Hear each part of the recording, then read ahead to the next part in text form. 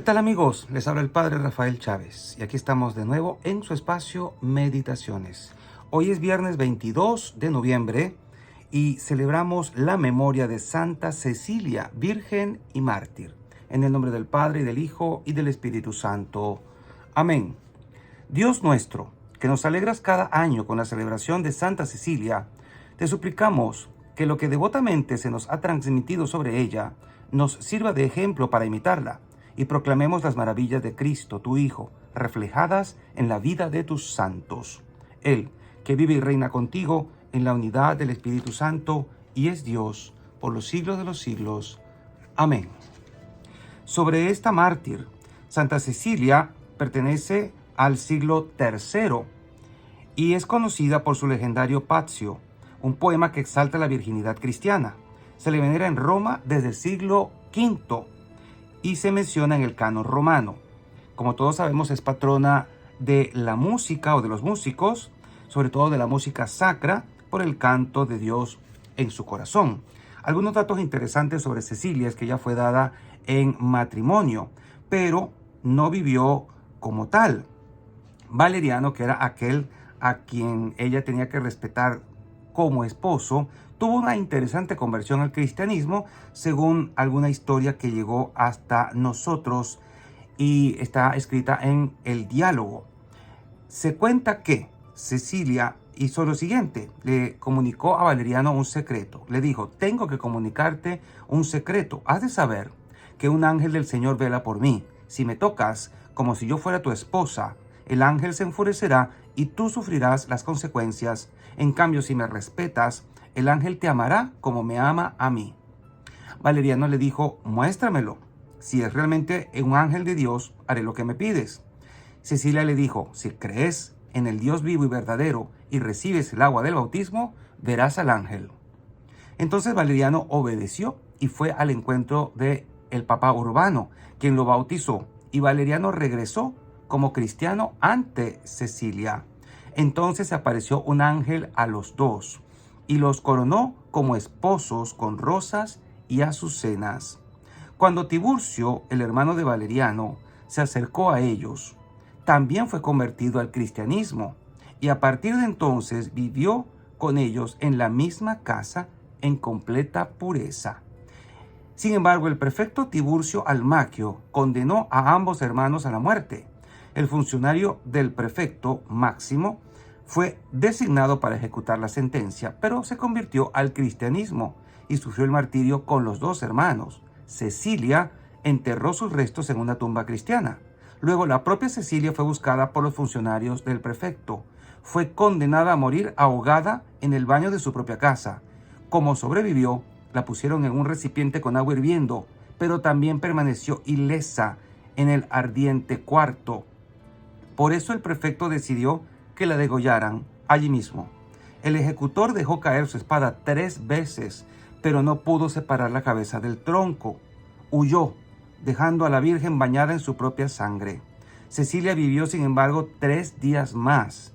Dio limosnas a los pobres y dispuso que después de su muerte su casa debía dedicarse como templo.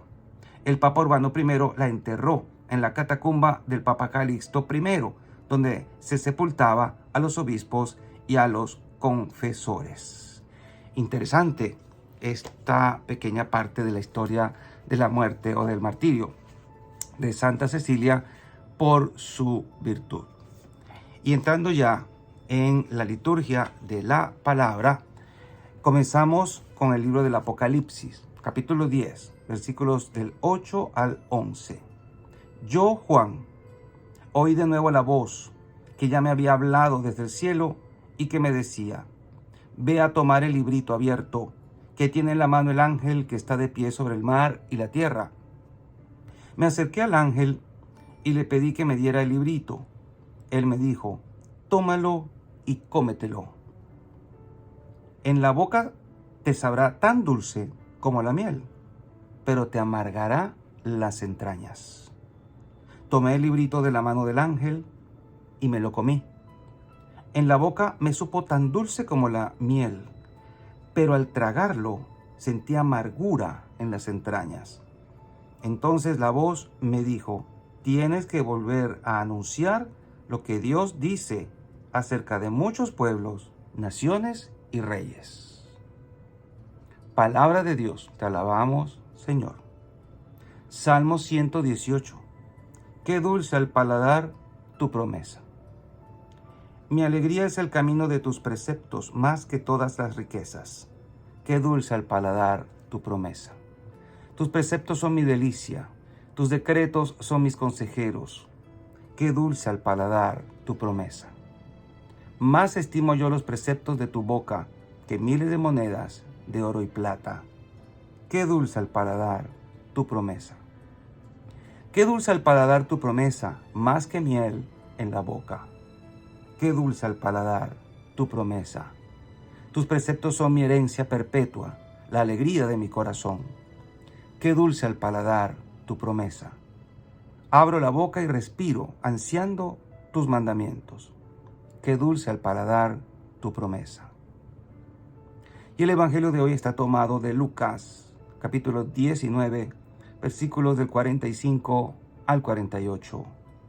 Aquel día Jesús entró en el templo y comenzó a echar fuera a los que vendían y compraban allí, diciéndoles: está escrito, mi casa es casa de oración, pero ustedes la han convertido en cueva de ladrones. Jesús enseñaba todos los días en el templo. Por su parte, los sumos sacerdotes, los escribas y los jefes del pueblo intentaban matarlo, pero no encontraban cómo hacerlo, porque todo el pueblo estaba pendiente de sus palabras. Palabra del Señor. Gloria a ti, Señor Jesús. Y bien, hoy tenemos ante nosotros esta histórica y épica imagen de Jesús echando a los mercaderes del templo. Y enfoquémonos de nuevo en esta escena y miremosla detenidamente. ¿Qué ha pasado? Jesús acaba de entrar en Jerusalén para las próximas fiestas de Pascua. Llega a la ciudad, luego regresa al día siguiente y va al templo y se encuentra con esta escena. Está presenciando la corrupción de los que vendían animales para los sacrificios del templo. Obviamente, Jesús responde con una predicación ferviente y un intento de limpiar el templo de toda la corrupción que estaba viendo. De hecho, citó al profeta Isaías cuando dijo: está escrito, mi casa será casa de oración, pero ustedes la han convertido en cueva de ladrones. Por lo tanto, no es una palabra nueva, es un texto extraído del Antiguo Testamento que Jesús aplica al pie de la letra en ese momento al templo. Entonces, el Evangelio señala, en este caso Lucas, la reacción que tuvieron los principales sacerdotes, los escribas y los líderes del pueblo. ¿Qué estaban haciendo ellos? Estaban preocupados por darle muerte, nada más. Sin embargo, como relata más tarde el Evangelio, ellos no pudieron hacer nada en su contra para lograr el propósito, porque todo el pueblo estaba pendiente de sus palabras. Y atentos con esto, dice el texto, todo el pueblo estaba atento de sus palabras. Porque uno podría pensar, ¿qué se supone que pasó después de todo esto? Porque realmente el Evangelio como que pone en escena después a los líderes y a Jesús hablando entre ellos. Pero ¿qué tal aquellos que fueron expulsados del templo, echados del templo? Porque era gente del pueblo que utilizaba corruptamente ese espacio santo para hacer este negocio. ¿Se enojaron? ¿Hablaron mal de Jesús? ¿Estaban tristes? ¿Rabiosos? Bueno, miremos lo siguiente. Es importante considerar este pasaje en todo su contexto. Las palabras que Jesús pronunció eran palabras que buscaban limpiar el templo de toda la corrupción. Con la aprobación de los sacerdotes del templo, que se beneficiaban del impuesto del templo, había muchas personas que usaban la práctica del culto divino para obtener ganancias egoístas y convertir el templo literalmente en un mercado. Entonces Jesús podía ver esto claramente. muchas personas también se daban cuenta de estas prácticas corruptas que se daban en ese espacio. Aunque necesitaban ciertamente comprar animales para los sacrificios rituales y para la cena de Pascua, es muy probable que muchos de ellos también se sintieran profundamente perturbados por este abuso que se estaba haciendo en el terreno sagrado. Por lo tanto, cuando Jesús habló con fuerza, con fervor y con condena, enfureció a los responsables de la corrupción, pero dejó a la gente con consuelo. ¿Sí? La gente quedó consolada. Como ya habíamos visto, muchos se daban cuenta de lo que estaba pasando y no estaban muy contentos de lo que allí sucedía.